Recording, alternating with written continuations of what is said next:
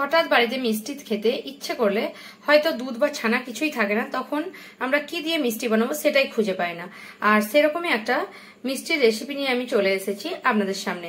আর এটাতে দুধ বা ছানা কিছুই লাগবে না, হঠাৎ খেতে ইচ্ছে করলে আপনারা যে কোনো টাইমে 5 মিনিটে বানিয়ে নিতে পারেন। এটা আমাদের বাসমতি একটু রাইস থাকলেই বাড়িতে বানানো যায় সীতাভোগটা। আর সেরকমই বাসমতি রাইস দিয়ে আপনাদের সীতাভোগ বানিয়ে দেখাবো। চলুন তাহলে দেরি না করে দেখে নেওয়া যাক আমার আজকের ভিডিওটি।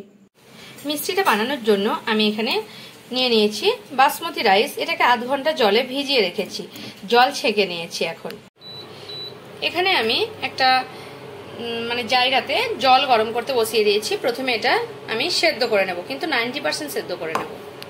জল এখন ফুটতে শুরু হয়েছে, এখন আমি চালগুলো দিয়ে দিচ্ছি আর এটাকে আমি 90% সেদ্ধ করে নেব।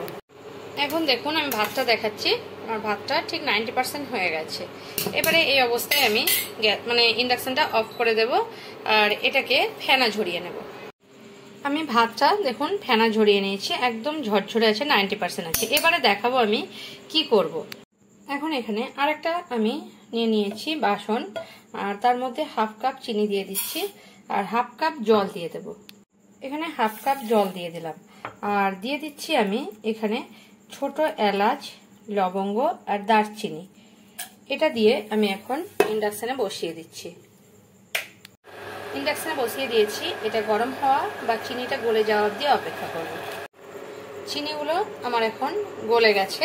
এবারে আমি এই গলে যাওয়া চিনির মধ্যে যে ভাতটা করে রেখেছি সেই ভাতটা আমি এখন দিয়ে দেব আর পুরো ভাতটা দিয়ে দিচ্ছি। তারপর এটাকে আমি 5-7 মিনিট ফুটিয়ে নেব। দেখুন এখন আমি 10 মিনিট পরে দেখাচ্ছি। দেখুন, দেখলে বুঝতে পারছেন এটা আমার তৈরি হয়ে গেছে। এখন আমি ইন্ডাকশনটা অফ করে দিচ্ছি। এখন দেখুন আমি এটা রসটা একটু ঝরিয়ে নিয়ে একটা প্লেটের মধ্যে নামিয়ে নিচ্ছি। এভাবে পুরো এভাবে নামিয়ে নিচ্ছি। আপনারা খেলে একবার বানিয়ে খেলে দেখবেন খুব ভালো লাগবে।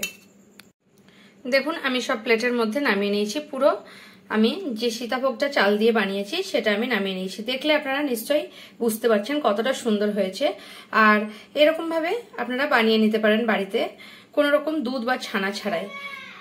আমার ভিডিও যদি আপনাদের ভালো লেগে থাকে তাহলে আমার চ্যানেলকে সাবস্ক্রাইব করার অনুরোধ রইল আর কমেন্ট করে জানাবেন রেসিপিটা আপনাদের কেমন লাগলো। যদি ভালো লেগে থাকে তাহলে একটা লাইক করতে ভুলবেন না আর প্রচুর শেয়ার করবেন।